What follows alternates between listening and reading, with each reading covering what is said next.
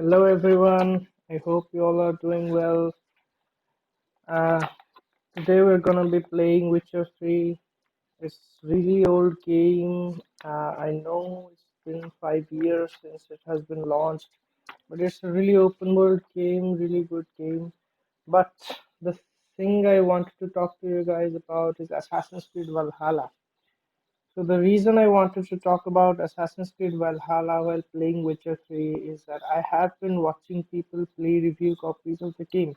It looks and feels so much like Witcher 3, the textures, the environment, the world elements, but still the game feels and plays like an Assassin's Creed game. The moment I laid my eyes on the game, I was amazed by how much it looks and feels like you're playing as a Viking. The character with his or her sword and bow type combat and the sound effects of weapons clashing, the gore and the brutalities you deal in combat was breathtaking. On the other review of IGN, they first show the assault on the Burg Castle, where the character, the Viking you play as, is leading a raid with an army to defeat Ruid and his clan. So, at the beginning of the raid, at the beginning of the game, Ruid causes a lot of trouble in the territory where you reside, and he kidnaps a king named Oswald, who is your friend and your neighboring king. So the player as a Viking has been recruiting from the beginning of the game mm, people from all over the territory by helping them with their problems, by doing recruitment missions with huge backstories to amass an army that leads to this assault. That takes me to an important element in this game, that is choices. You can choose to help people to gain powerful allies that will help you win battles, or you can ignore them and pass on the opportunity to gain allies. So this game works on your choices and the consequences, and there are consequences like a classic RPG game. Then we come to the combat system in the game, where the player has 8 on-screen skills corresponding to 8 buttons on the controller, and a myriad ranges of various skills that can be unlocked throughout the game. Uh, the combat has been revamped to make you feel like you play as a Viking, with options to dual wield weapons or wielding a sword and a shield, with the classic sword and board combat. Uh, so the combat really fits you and fits you into the gameplay like a Viking. Like it always feels like you're playing as a Viking. So, talking about another aspect of the combat, the game features huge boss fights. So, you can approach a boss fight strategically with stealth and land a critical hit on the boss to take away a huge chunk of his health, or just confront him directly straight away and do the boss fight with his full health. You can play as much as you like, as the way you like, on your play style. This is a really very good open world game, and it looks so good. So coming on the next topic, I see certain recurring elements from the other games, like you can't ignore the eagle sense or the eagle vision while playing an Assassin's Creed game. So in this game, the eagle vision has been revamped as the Odin sight. Um, it's the player's intuition of how he perceives the world. So the skills we were talking about earlier are spread throughout the world, that promote discovery and exploration. So the game rewards you for exploring. The world is a huge, and the game rewards you for exploring around with various things.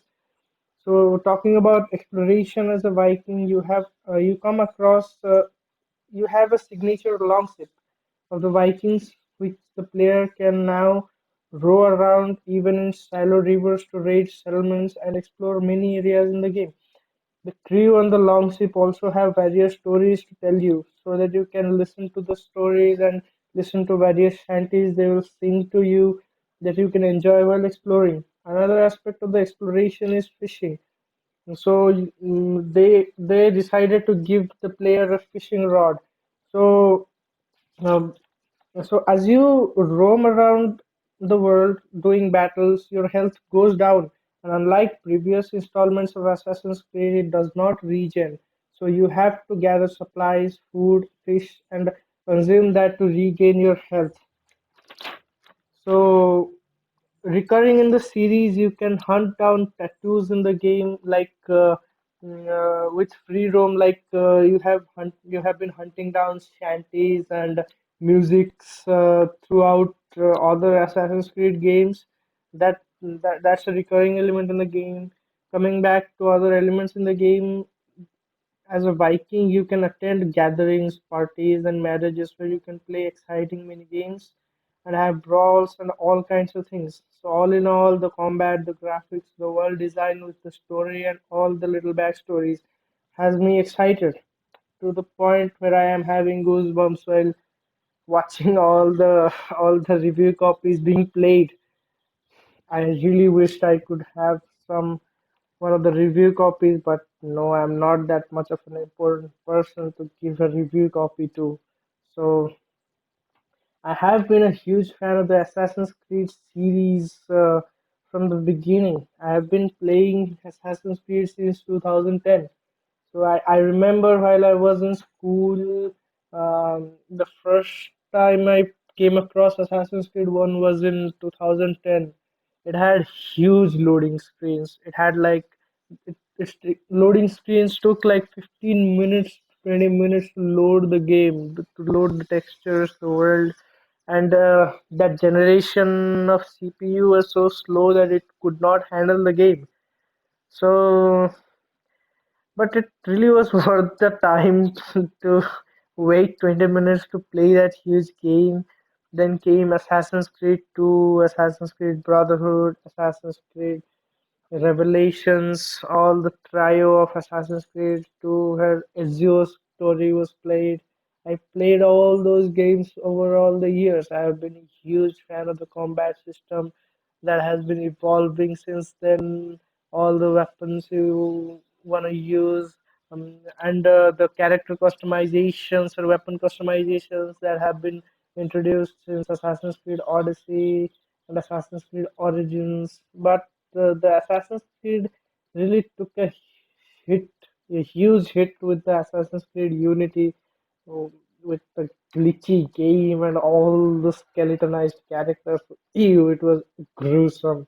It was a really big hit for the Assassin's Creed series. But looking forward to Assassin's Creed Valhalla, I really like the beta version of the game. I really expect to see all of that in the main game and how all it fits into the story, how all the backstories plays out, how all the combat mechanisms, how many weapons you can wield, what variety of skills you can use. I'm really excited to see all of that. So, Assassin's Creed Valhalla is out for PC, Xbox One, PS4, Nintendo Switch, and all other platforms on November 17th. So I'm really excited. Hope you guys all are excited to play that too. Thank you guys for watching. Subscribe to Dr. Beast for more videos on games and stuff. Stay safe, stay home. See you guys soon. Until then, take care. Goodbye.